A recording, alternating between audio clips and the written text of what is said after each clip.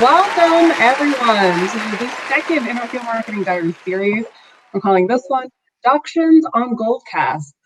Today, we're going to look into the topic of audience engagement, driving that agenda, how production can impact your virtual events.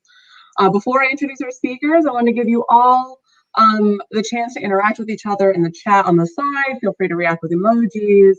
I encourage everyone to ask questions on our Q&A feature. Whatever questions we don't get to answer here today, we will follow up with answers in a post-event email, so definitely keep an eye out for that and do not hesitate to ask any questions on there. Before we get started, I want to push a quick poll. Let's see, what gets you excited about virtual events? As everyone starts to trickle in, definitely feel free to go ahead and click on what your answers are, what you feel that gets you most excited about virtual events. The poll will be running on the side, so even if we don't get to see it here on the screen, it's the results will definitely be featured on the side. And as everyone is doing that, I am happy to introduce our speakers. So with us today, we have Michael Powers, who's the Director of Engagement at Toast. And we have Lindsey Drevins, Meeting Manager at Wings Unlimited, along with Shan Hurkala, Managing Director of Event Strategy and Creative Design at Wings Unlimited as well. Welcome, everyone. So happy to have you all here. Like I said in my post, we've been talking about this for the past month, and it's finally happening. By any way we possibly can make it happen, we've made it happen. So I'm very excited about that. I'm just going to go ahead and showcase this. Woohoo! Yeah, that's right. We can show slides. So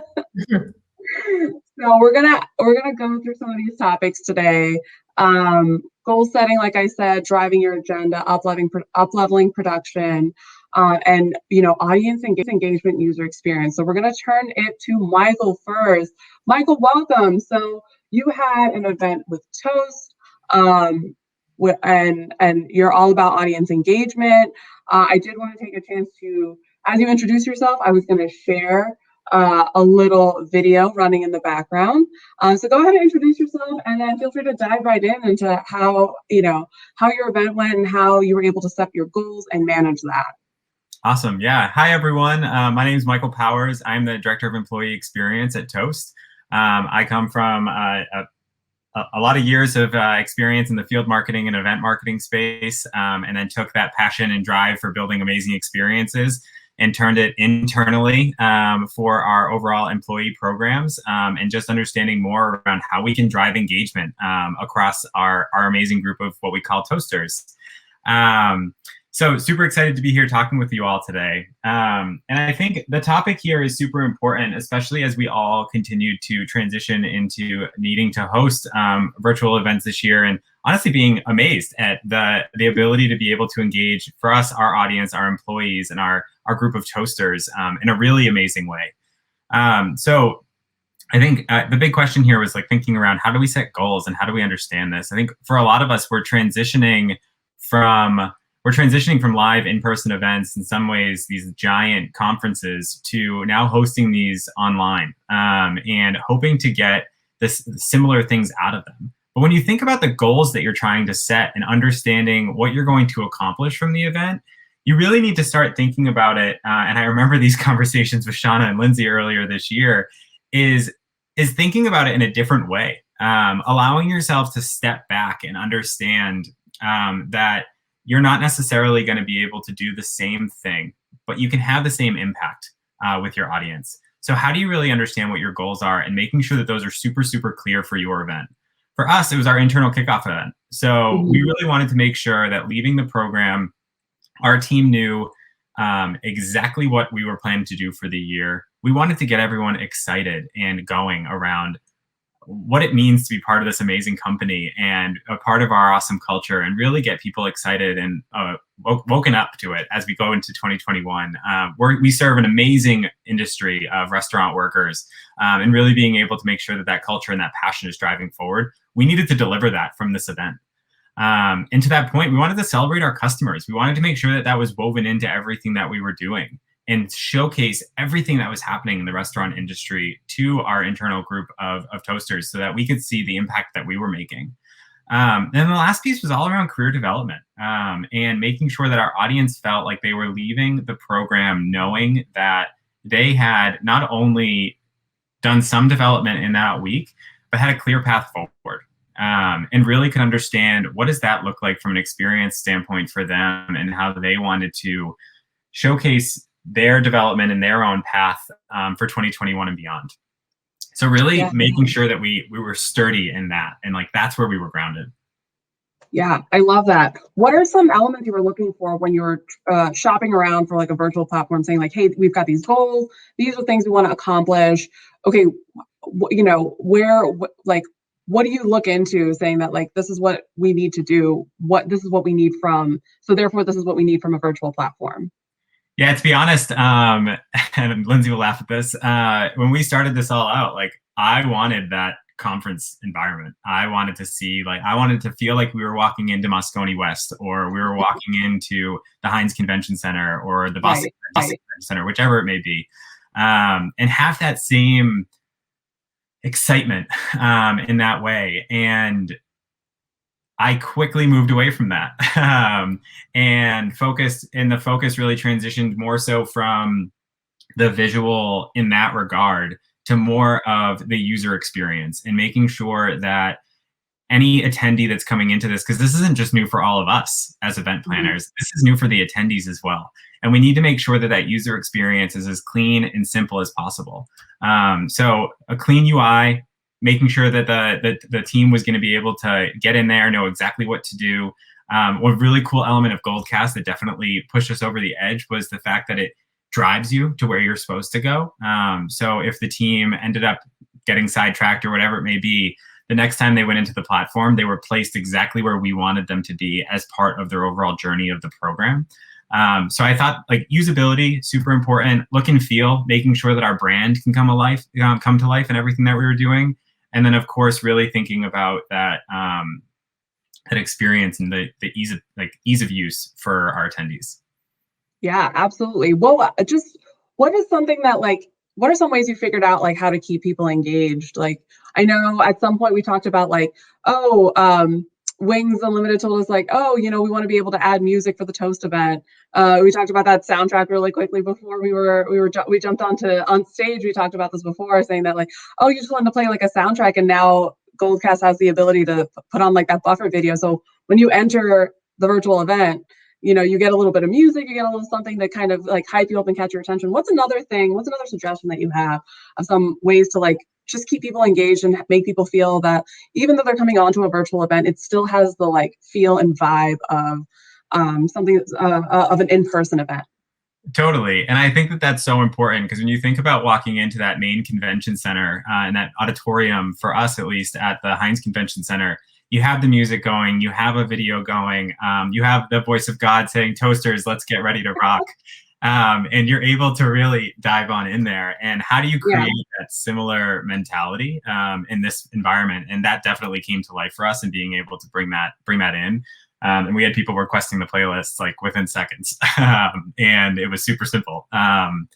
I think the other big thing is understanding your media types, and making sure that it's not just like if you have presentations, it's not just someone talking and showing slides, or even switching off between presentations and panels, but you're bringing that production element into it, with videos, with interviews from external sources, kind of doing like man on the street stuff, like wherever you can bring in different backdrops, different media types, and different ways of engaging with the audience and how you're presenting your information is so important, because that's what's going to keep people looking and not necessarily going off to another screen.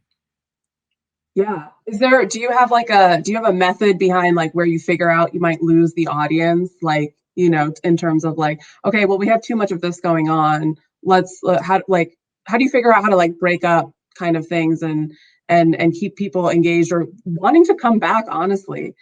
Yeah, I mean, that all comes down to knowing your audience, and that's super important. And being able to understand kind of where they all fall and how it all comes together. But I think a good rule of thumb is like if you have a 90-minute presentation, like break it up into chunks of 25 minutes, and make sure that you weave those other elements in there so that you can continue to push forward kind of how that conversation goes. And as you're building out your outline, think through that with your talk track and like really understand like, okay, we want to cover all of these things in 90 minutes. What are some fun ways that we can do that? Because we don't need to talk to all of these points. Some of these points can be spoken to from a customer. They could be spoken to from an industry veteran. They could be spoken to from other people throughout the organization or throughout whatever type of event you're hosting. And just switching up who the voices are. And just really being super scientific about that with your content overall. Yeah. What, in your opinion, is like the longest you could potentially hold someone's attention for something? I feel like that with the amount of, we've talked about Zoom fatigue, or everyone's talked about Zoom fatigue, and kind of that, like, people are just tired of sitting and staring at screen all day. We've lost that ability to kind of in-person interact with each other at these events. So what's your kind of suggested sort of, you just talked about taking a 90-minute and breaking it into 25-minute chunks. Do you feel like 25 minutes is the longest you can truly hold somebody's attention before like they're like, all right, we get it, and then like want to move on to something else? I do. We all had like classes for like 45, 90 minutes and things like that. Yeah. I do think that's the magic number. I think that 45 minutes or 50 minutes is tough for a lot of people unless you are kind of switching back and forth and having those engaging moments. Whereas right now, a lot of people are looking for more like snackable elements and how can we bring that into the world. So I do think that 25-minute number is probably right, but it again goes back to who your audience is and how you're engaging with them. We did one session that was like a live cooking show, and that was I think that ended up being about 35 or 40 minutes because with the intention of it being 25, but it was just so good. And that kept people going because the media was different. So I think it all depends on what you're trying to do. And really just making sure that you understand who your audience is and that you're delivering the right information. I think my biggest bit of feedback on that is always, especially if it's a presentation, like ensuring that if you're presenting with slides, it's kind of like your last sentence or your first sentence on that slide should be the last sentence on the previous one. So that way when you transition into the next thing, people are staying with you and they're not reading now what's on the slide. You haven't already lost them. Take that same mentality and think about that across the rest of your program, and really understand, like, if we're going to transition segments and go into the next thing, how do we bring people along with us versus a session ending and then the next one beginning? Making sure you're keeping people up on what's next is super important because that's going to keep them engaged and keep them going with the entire program. Love it. Love it. On that note, I'm going to open up another poll. We're asking everyone, what element is most important to you looking for virtual platforms? So I know, Michael, I asked you that. I'm definitely going to go around asking Shauna and Lindsey that, but I wanted to know from the audience. So guys, what elements are you looking for usually when you're shopping around for a virtual event platform? Go ahead and answer. Oh, I love that. We are already lead gen data, stats, pre and post event. Absolutely. Branding, customization, that's always so important these days. Let's see what wins. Ooh, okay, we see this going on. I'm going to keep this poll running on the side to talk about the previous poll that we had. What gets you excited about virtual events? We had 60% of people answer content. Yes, the content is always the most important thing. That's why most people started with, hey, as long as the content is there, we're going to host our events on Zoom. And then the next things are, people are like, okay, well, we want a nicer platform. We want to be able to get engaged, get people to engage properly, have a nice presentation. So I love seeing that. All right. Thank you so much, Michael. Any other final words of wisdom for us, for our audience? Yeah, I mean, I think the biggest thing, and it's a great segue into Lindsey and Shauna talking here, is like really understanding what you can do with the team that you have, and knowing when you need to reach out and potentially solicit some additional help. And when you want to create these amazing productions and you don't necessarily have the team, or even if you do, but you have competing priorities, working with that partner who's not only going to be an extension of your team, but really that trusted resource is so important and so critical to the success of your event. And I think that that's just like something really important for everyone to kind of really grapple with and internalize and be like, great, I know I can move forward with this. And I think that's super important. So that was definitely like, once we set our goals, we knew what we wanted to go forward with. Having Wings there with us to be able to push this forward and drive our agenda and kind of bring the production all to life with me was exactly what we needed. Yeah, absolutely. That is a perfect segue. So with that, I'm going to throw it over to our ladies at Wings Unlimited. So hello, Lindsey and Shauna. Thank you so much for being here as well. Shauna, I know we had you kind of featured at the end of our last Field Marketing Diaries event to come on and give a little teaser about what we were going to talk today. So I appreciate all of that. And so we'll just go right into it. So like Lindsey, how, just some questions thrown up here. How did Goldcast help support agenda goals? I mean, you worked with both Toast and there was a recent event with Attentive Mobile. Can you speak to some of the differences on that, how you were able to help with driving an agenda and goals for clients, key aspects? Give us a little bit of insight on that and what your thought process is behind kind of that setup and execution. Yeah, perfect. Well, thank you guys for having me. So the two clients that we work with are actually a little bit different in their approaches as far as what they wanted to accomplish with their agenda. Toast certainly, as you heard it from Michael, he said like he wanted to have that in-person event, but wanted to bring it virtually. How do we achieve that, right? That was like a huge and this was the beginning of the pandemic almost, and it was a big question for everybody. Nobody knew really, what was going to be the successful approach about that. But if there's one thing that Wings has always kind of said to our clients is make sure that you're putting together your agenda first and you're really understanding what you're wanting to get across and your mission and your goals for that whole conference, whether that's in person or virtual. And translating to the virtual world, we've always said, again, put your agenda together first and then pick the platform. You do your shopping around, see what's out there as far as availability and engagement tools and production opportunities. But you don't want to have to keep changing your agenda along the way because you're finding out a new surprise based on a feature that you thought might be available and it's not. And I know everyone on this call, if they put together a virtual event for it, that's happened to them, right?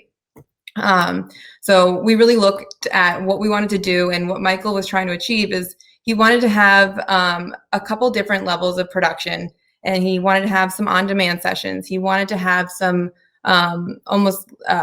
some live broadcasts from their headquarters in Boston.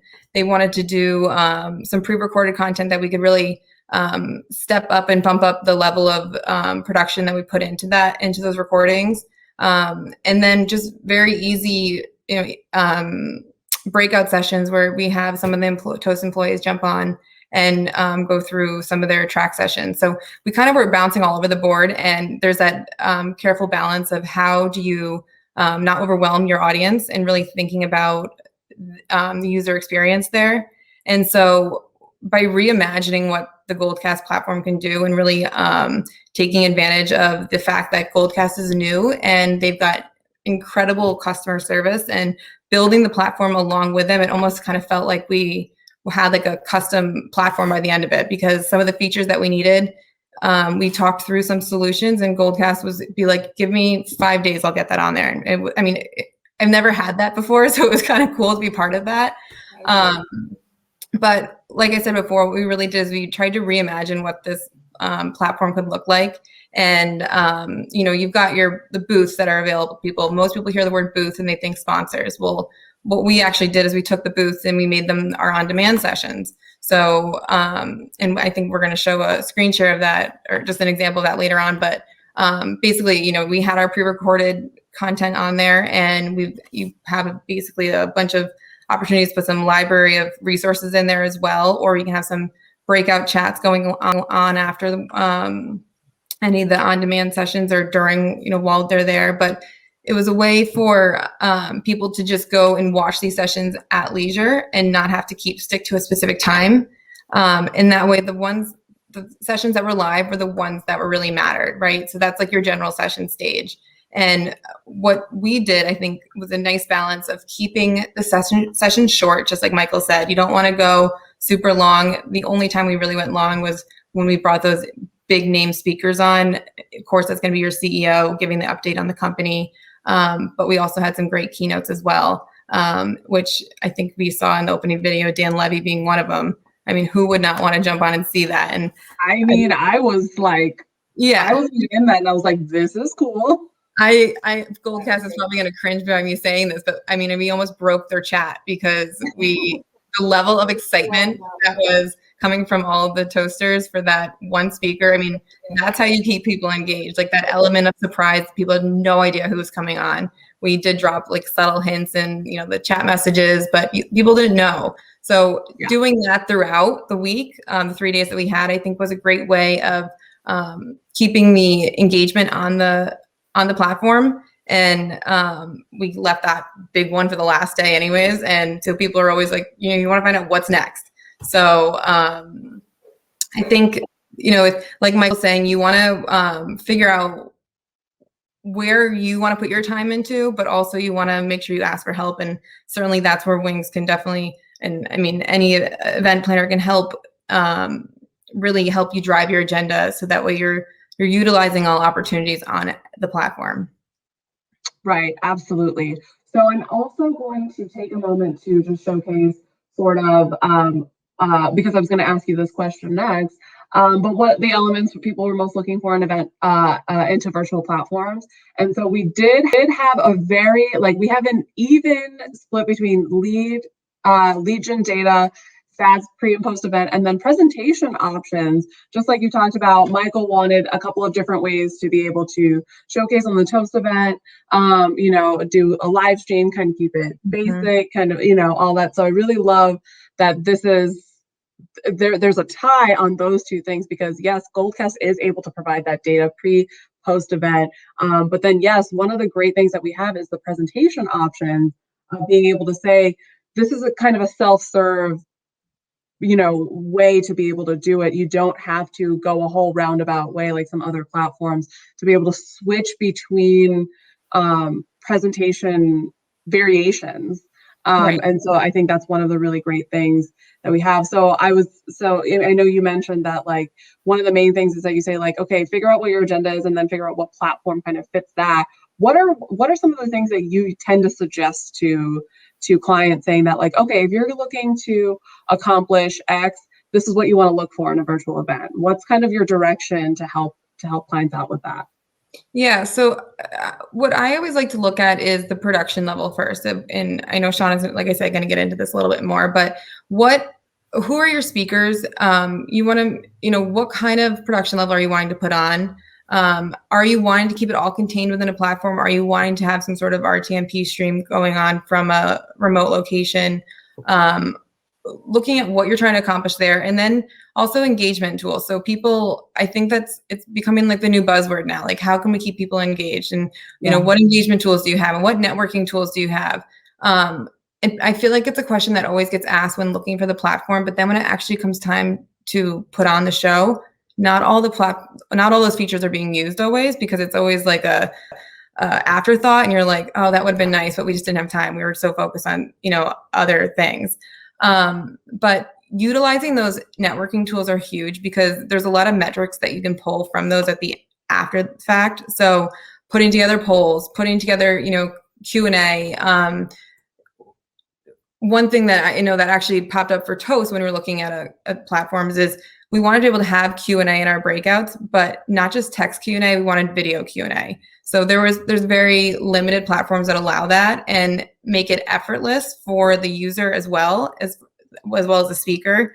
You always have to remember that speaker they're not trained, they're not professional Goldcast users, right? They're not professional Goldcast speakers. They're attendee going onto a platform for the first time, and you want it to be simple. So knowing what the whole backside looks like for that speaker, and make sure it's easy so that they can engage with the attendees as well, and make it seamless for them, right? So don't just ask the questions of what does it look like for the user, what features they have, but also how is it utilized from the speaker standpoint, from that admin panel standpoint, because you want to be able to use all of those features that are available to you, right? Right. And to go to your, the poll where presentation options are so important, that speaker usability is huge. With Goldcast, it's that it's it's very simple. It's one link, and to be able to hop on and off and project. and guide people through the event from the speaker side and record within. There was just so many options for us when it came to Toast, and how simplified that was to answer those presentation options. Right. And on the flip side, with the other client that we worked with on this platform, their goals were completely separate from what Toast wanted. And it was a half-day event. They had, I think there was like 12 different sessions in a matter of 4 hours. It was jam-packed, but that was the cadence of the event. And they did this event quarterly, so people knew what to expect. So you had these quick 20-minute sessions happening with all these different speakers. So what was nice for them, and what honestly Goldcast complemented their program so well, because like we were saying, that feature of just putting people where they needed to be. So that way, if they clicked away, I mean, we all know people answer emails, right? People are probably answering emails right now. Like, you can't get away from it. That's just the virtual world. But for you to be able to do that and not really lose out where you're supposed to be, sometimes on other platforms where a session ends, you've got to click back to the lobby and go find that where you're next supposed to be now. Goldcast, you don't even have to think. You can leave it up, and that's the best part about it.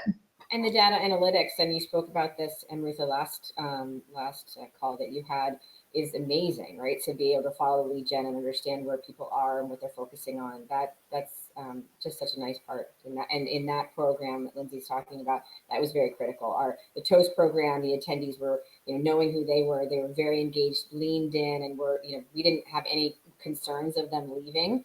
But in the customer event, when you're really wanting to drive your lead gen and know what are they excited about, what's working, so that you can continue to build on your next event, the data and the pulling from there is really super helpful, and Mm-hmm. Yeah, absolutely. That's actually a really great segue. We got a couple of questions that I wanted to go ahead and throw up. One of them was, what do you consider success metrics for a virtual conference? And Kim, I love that question. I'll kind of throw it to both of you, Sean and Lindsey, to get kind of your intake on that. And then I'll provide my opinion too, because I kind of have an opinion. Yeah, okay. I'd love to hear your opinion too. I think, again, this goes back to your audience. So customer events versus internal events, those metrics are very different, right? And is it just them being present, or is it also them engaging within it? And I would say the engagement part, the interactivity, the answering the polls, making sure that they're asking good questions like this, or that is where they're learning. And that they're actually leaning in. So just attending and checking the box, yes, I registered and now I'm actually logged in, is not enough. You need much more of, what are they clicking on? When are they engaging? What worked? So that you can build upon that. Yeah. And I would say, even just seeing, if you're offering any resources or downloads or anything, seeing what actually gets downloaded.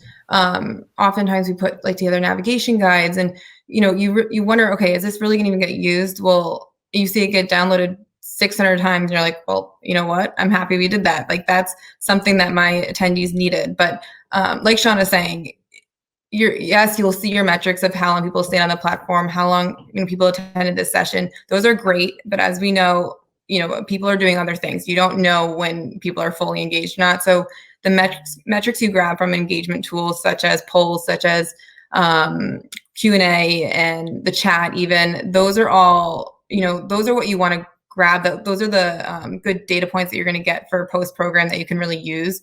Not so much the metrics of, we spent 6 hours on the platform today. Where's that going to bring you as far as lead generation later on? Right, absolutely. And the hybrid model is going to be so different, right? So people are driving towards the hybrid model this fall. Some are trying to get it a little bit earlier. It's that's going to be a whole nother level, and just even within the Toast world and for the Toasters, and how that evolved from their in-person meeting year prior, bringing it to virtual. Now it's going to be much more in the hybrid. Goldcast is still going to have a great value in that hybrid model, so that they're all engaging maybe from their remote offices and offering. So, there's just, it's continuing to evolve, and those metrics are going to be very critical. Yeah, actually, my sentiments exactly match what you both said. Of the beauty of a virtual platform and measuring those metrics of success is it's easier, to be honest. You can kind of almost instantly get the data, find out how successful in terms of how much time people are spending. I know Goldcast post-event analytics show that these are all the people that attended, and this is how much time they spent at each spot in the event itself, interacting with polls and all this other stuff to keep them engaged. So I think that's something that you couldn't really get the same way in an in-person event. So therefore, on the mention of hybrid events, that element is here to stay and still something that's easily trackable, easily measurable. Aside from your people, in person, online, you'll still be able to see, okay, how successful is this going? What, it's easy to figure out how to like change up things for the next event, and the next event could be in a month from, that event, or it could be next year, but you're easily able to see, okay, this didn't work this way. We gotta change it for the next one. And like I said, like it could be a quick change that could happen as soon as like the next month for your next virtual event. I did want to publish another question really quick that Kishore had. I think he asked this when Michael was on, in terms of an internal event. Similar question about metrics, track for employee engagement. And I think we pretty much like talked about it. I would think it to be the same thing of seeing how long people are spending in each segment. And and then with in terms of internal employees, it's also like that audience. So though if they're your own people, what they're gonna like, hopefully, what they're gonna engage with, what they're gonna interact with. And so definitely keeping in mind all those things. And I think Michael also mentioned the 25-minute like sweet spot of like that's how you hold people's attention. I think the word snackable, that's like the big yes, snackable, get little snippets, and that's where it comes to bringing the pace. They have to digest it. It's like commercials, right? You're not listening to long commercials. You have to come in there 30 seconds, give them the real guts of what you want to get across, and then deliver it in a few different ways, so it's not long drawn out. Yeah, and that relates back to him like trying to do a bunch of different sort of presentation models of saying, okay, there's a RTMP stream, which for those of you who don't know is just kind of like you have like a production setup with the camera crew and things like that. It kind of can live stream into our platform to showcase live, which is it's really, really beautiful. And with that, I'm actually going to push our final poll and then lead that into Shauna. Has anyone considered up-leveling your event with production components? Have people thought about saying like, okay, well, I want it to be really cool and have an RTMP stream, or to be live streaming from a place, or just thought, no, I thought about just a basic, I just want it to look nicer than Zoom. Because there are some people, I know I've talked to some people who are just like, I'm honestly just looking for something to brand, just looking for something to make better than Zoom, to make a little bit more interactive, but I'm not looking to do anything like super big and crazy. I know we talked about the difference between Toast and Attentive Mobile, who you had mentioned that Attentive Mobile was just looking for something like a coordination, logistics, really base level kind of, I just want it to be well put together, like flowing well, look neat, kind of that baseline, like it's still a good job, versus Toast was like, we want more, we want production, we want engagement, we want all these different things in the mix. We have our speaker, Dan Levy, like, so there are definitely people who have just been like, no, I haven't thought about those things. But the people who are answering no, not really, I'm very happy to have you here, because here's your chance to be able to get some tips and intel on how up-leveling in production in terms of that can really help and provide some really great value to your event. And with that, I turn it to Shauna. Production level up. How much impact does production value make in a virtual event? If you can give us some examples, how Goldcast was able to support some of those endeavors that you took on. And then again, also, how do you figure out what elements that the event needs? Where can you put in more effort versus just kind of like we talked about, like, again, that base level, like, hey, maybe you don't need all the other bells and whistles, and that's totally fine. Yeah. Well, certainly Goldcast offers a great platform for, that true engagement. And I think when we think of production level, like you traditionally think production is audiovisual. So all of us as event executors, right, are thinking it's AV. So, but production has so many different levels to it. It can be the logistical side of the production and thinking through how the platform is, the functionality of the platform and where you can use it and really stretch it. And so that's when it comes to when it came to the client Attentive Mobile, we were really looking at how to use the platform, the expert sides of the networking part, the different way you can bring people in and out, and how to make it really effective for their agenda. And so it was a lot of saying, we were experts within how to navigate the platform, and the platform's changing so quickly. Ooh, there's something new. You really need to use that for this way, or you can use the booths as instead of being expos, you can use them as different rooms, and sort of kind of manipulating the platform to really adjust to their needs. And that was the production level support that we supplied. And I think they have a great team, very energized, lots of they're experts in their field. But they needed just an additional level of support for our experience within the platform to support you all at Goldcast. And sort of, it was a production in the sense of making sure that we're thinking through their agenda, we're using the functionality of the platform well, we're not fighting it. And so what we found in the past year, there was a certain amount of platforms that were available to everybody, and they were legacy platforms, right? Some new ones that came to the game, but people would get a little bit nervous about what their bandwidth would be. And so those legacy platforms were, had this certain things, and you could oftentimes fight it. You wanted to be really engaging here, or really, So now understanding Goldcast and the amazing functionality you have, and how agile your team is to be able to create new or reinvent, or oh, I see even, Kishore asking a question about how can we, they're very engaged and leaning in to make the platform better and better each day, overnight, and making it great. Again, feeling like we're part of this building of something really great. So that can be a level of production that you could need outside of your core team, because as marketers and as event executors, and you have your day job, and now you're learning a platform. How is the functionality? I'm building my agenda. I'm meeting my goals. I'm looking at my analytics. So having a production support there can be really a great asset. The other avenue really is in the Toast world, where we support them in all those ways too.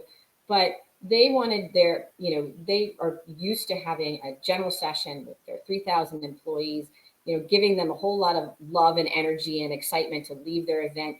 27 breakouts they would have, all in person. Everybody would be, glad handing events at night to really energize them for the year, to kick off their year. So to turn virtually, they wanted to put that same amount of investment, but you're not there, right? So it was gifting that was arriving in advance, that they would open and be able to be, feeling like they're unboxing something together. It was, having great bumper videos, presentations, and slides that kind of jumped off the screen rather than a white background with a whole lot of wording on it. Lots of branding, lots of movement, a great welcome video that was pre-recorded, lots of safe space and all the protocols that we needed to follow. But they were really fun, lighthearted, animated, and our production team who create that, it's just amazing. So they get the vibe, they want to build on the momentum. So that is where that production level with studio broadcasting can come in really handy. The other way is sort of a middle road, where you want to make sure you're being very present, and it's not just you alone in a room, but maybe you'd have one or two in a space that might have a backdrop, and it's still the RTMP feed where we're controlling it a little bit more, giving those professional speaker kind of feeling well rehearsed, making sure that they're feeling in control. They're just clicking their slides, standing, and feeling very authentic, like you're in a general session and not just a Zoom. And that's, again, thinking, when do you use that? Is that the welcome? And then, maybe the next day you do it again. You start with a great, fun, lighthearted video, getting people pumped up, a DJ, and so on. Then you go to that general session look and feel, the RTMP feed, and have it a broadcast, or however you feel, have it where it's really direct to them, controlled. Then you break into these smaller, personalized speakers, and then, breakouts and booths and so on. And that's building that momentum and the flow in your production. Doesn't have to be every day, all day. They can be on a shoestring and do it a little bit less expensive for production level. But thinking through all of that for whichever way you feel is important to drive your visuals and your engagement is where I think the production is really important with different clients. Yeah, and I think that beautifully answers Kim's other question that she put in the chat, where she was like, have I considered production? Yes. Is it within my budget? No. Right. So that was going to be another question that I asked, which was, you know, how do you advise of like where to kind of go big and where to kind of go like, you know, you can do these bare minimums and have something still look really good and still fit the vibes, fit the theme, still have a more polished look without having to kind of, you know, break budget or go above and beyond. So I think that was a beautiful answer and perfect answer to fit that question really well. So with that, how big do you feel production elements impact kind of the success? Like, do you think it's like, how, like, what's that level of importance in terms of like, oh, it's, you know, going big and going you know, kind of fancy in a way is always better? Or like, what are the elements where you're like, no, you know what, you should really think about keeping these sort of elements basic and kind of to the point and not get too flashy about certain things? What's kind of the thought process behind that when you're advising your customers and your clients and saying that like, hey, you know, truthfully, I think you should go big here and keep this one really basic? What's that thought process behind what's the thought process behind that? If big means dollars, then, you know, I think you really want to keep it really focused. If you're talking about like, if you want to spend a lot of money on something, I do think the most important, most robust part has to be that agenda build and thinking about, you know, a pace, right? And how to keep people engaged. So that's where I would put your big effort, your big, you know, thought process into your production being your agenda flow, right? When it comes to, you know, broadcasting, it doesn't have to be necessarily, you know, building a studio or making 3D. It doesn't have to be super, super expensive. It's more when does that authenticity seem warranted? When would a video or two be helpful? Even just in the beginning of, like, when we talk about your event that you're doing here, it's like, okay, you want to have a teaser video, you want to have a few things coming up, you want to have some social cards, you want to have something that they walk into and see. And there were thousands of ideas we had, and we've only, you know, talked about this event a couple 30-minute slots, right? But it doesn't have to cost you a ton of money, but you should put the effort and the thought into when it would be valuable. And it could even be putting your money towards a gift, a delivery of, you know, swag for their desk for when and that could be that production, you know, impact, or it could be a speaker. I mean, Dan Levy is quite the impact. And you would want to make sure that your production level, you wouldn't want to have Dan Levy have to go into an opportunity where he's learning Goldcast. Like, he doesn't have time for that. So like, you need that. So if you're going to have a speaker of that level, there, you know, you need production support around that. And that's where I think you'd want to just sort of think about where you want to put your money and your effort. Yeah, and I think to jump off of that too, like for Toast, it made sense for them to be recording live out of their brand new office in Boston. So they wanted to be able to showcase that because everyone's been working from home. No one's been able to see this beautiful space that they put together. So that was kind of the thought process behind that there. It had value to their presentation and what they were in their content. Now, if we did this from the Goldcast offices, would that add any value to this presentation? Probably not.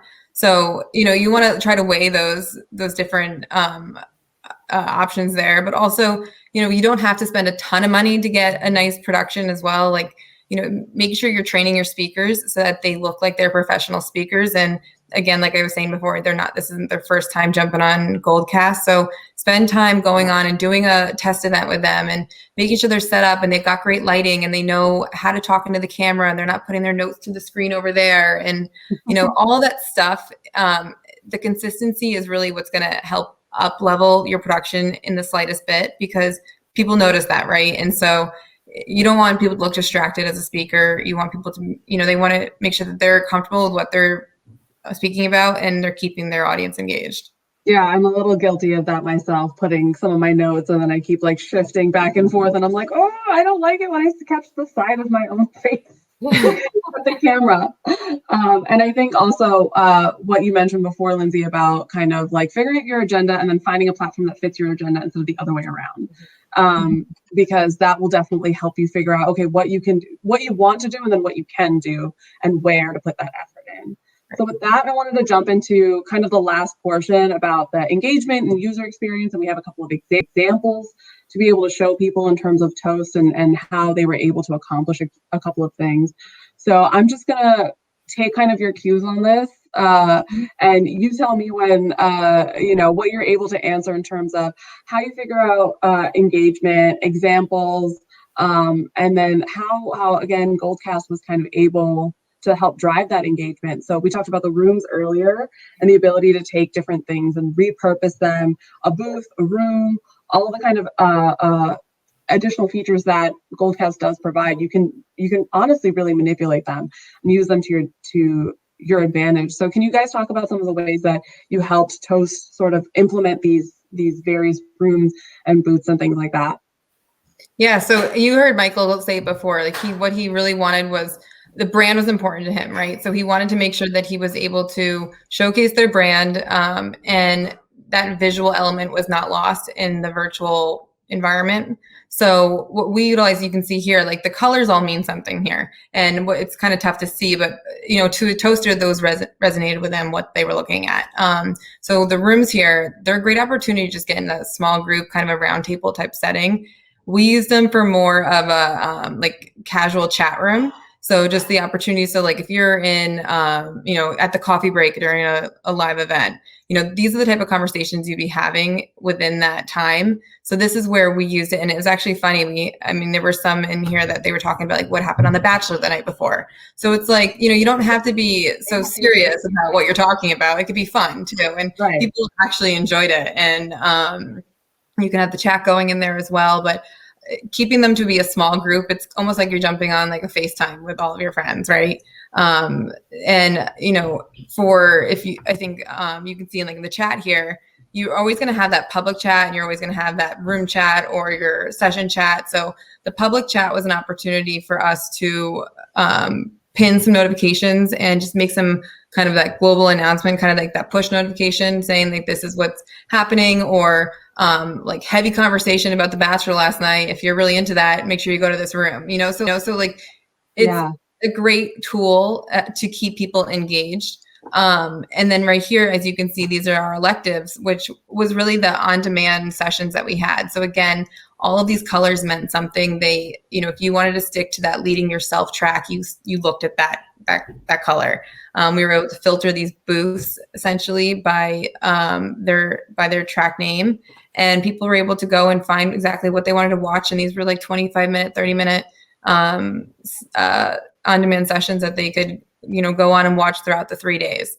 And that I found as a great tool to for people to just make their own schedule. And not everyone's going to be able to spend from 10 a.m. to 2 p.m.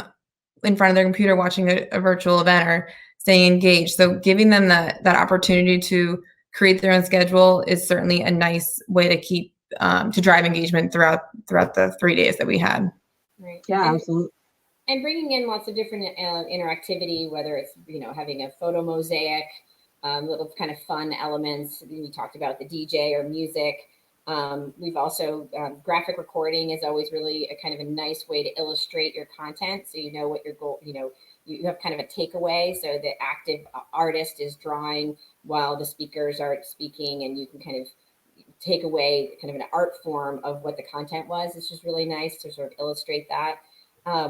Certainly the production of the the presentations or the bumper slides or the, any of the graphics around any of that, to the customization of Goldcast is really, really helpful and was great for definitely the last 2 clients that we've been working on with you. The site looked completely different, very customizable, very brandable. There was night and day between the 2 of them, the way they approached it, but the colors really helped them to sort of, they knew which path they needed to go on by tagging in on colors. And then there was the lighthearted elements as well as the heavier content. And I think a big thing was having that pre-recorded area also versus the live.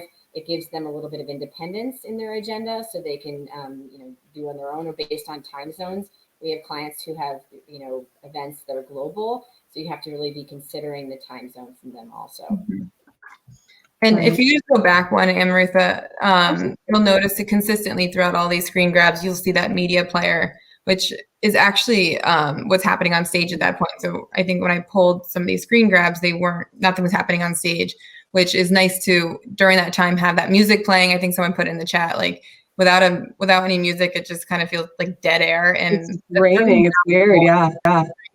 And but if people are navigating away from that main stage and they're looking to see, what electives or what booths do they have available or what rooms, they're never not engaged with what's happening on the stage, which is it's amazing. And actually, it was a feature that I was trying to fight at first, and then I realized what actually a great tool this was, because I know what's always happening on stage. I'm still listening to that happening. I see it in that little thumbnail and that little media player. But I'm able to also go and reference, maybe they said something like, go check out the booths. So let me go see where the booths are right now. Right. And then I can go back and get you all messed up and refresh and start from the beginning or anything of that sort. So that's that sort of Netflix capabilities. Yeah, you just can't get lost. Yeah, it is hard to get lost. I think at one point we talked about how it's kind of like a one-click entry. It's like a one-stop shop situation where you can just hop in. Like once you just come onto the come into the event, you can it just tells you where to go, so you don't have to figure out too much. And my favorite thing that I love to tell people about is the picture-in-picture kind of like live stream situation of in the corner. You can always see what's happening on stage, including if there is just a break and there's just music playing, or there's just some like cool hype buffer video sort of situation going on. I noticed Lita Carpenter mentioned thoughts about using music to transition between speakers and sessions. I think that's fantastic, because I did see another one of our customers do that, where they inserted, they had like their 20-minute, 30 session, whatever, that snackable bite of a session, and then put in like 5 minutes. They incorporated it into their agenda of a 5-minute break, and they did have like a DJ video spinning music.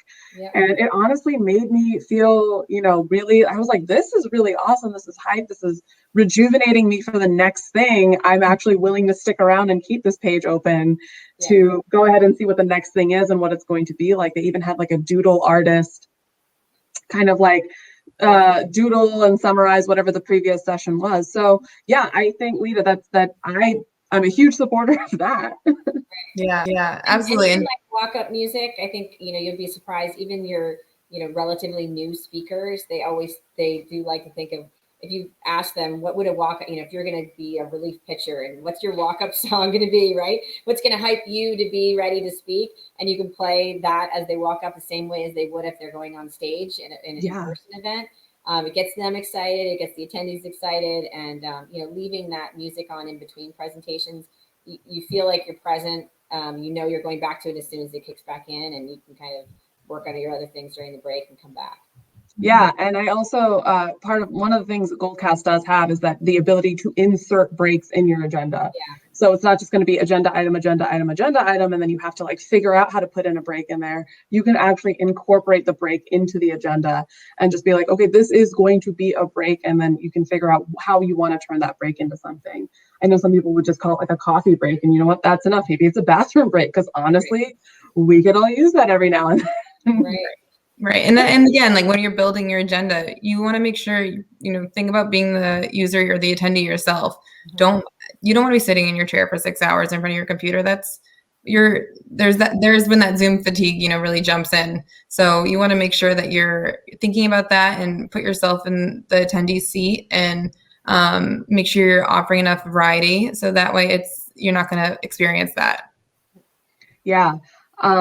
I think this has all been so great. I do have one final question that did come through that I wanted to just be able to answer, since we have a little bit of time.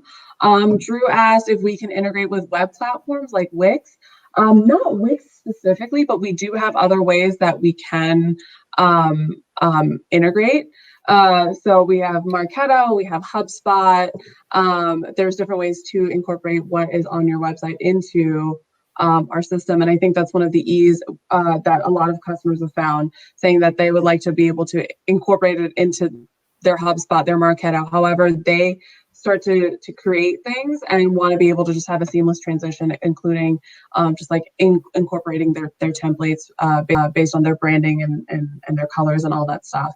So and Drew's saying, so if he wants to integrate with the web platform, is talking about, so it's just interesting to kind of understand because is it the front facing website, which is very simple, in that sense, or is there another level of it he's talking about the live stream? So it's he's asking about a live stream. We do have a live stream capability, not onto your website, but we can do it onto like LinkedIn.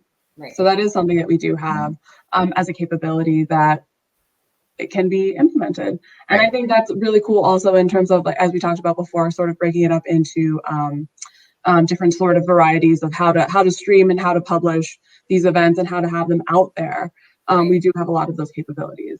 Right. And if it is on the RTMP feed, essentially, I mean, there's a way of connecting it to his Wix website, if that's the way. So you have an in feed and you'll have an out feed, which I know Goldcast does support. Right. Yeah. So it's something that's capable of being done. One thing I would say about Goldcast, and you probably want to end with this, is Goldcast does not say no when you ask them about a new feature, which is wonderful. And probably all the developers who might be on this call are like, why did you just say that? But they certainly want to, try to make this platform work for you, and are interested in your thought process of why it might work or what you might need, and also coming up with solutions for what they might already have.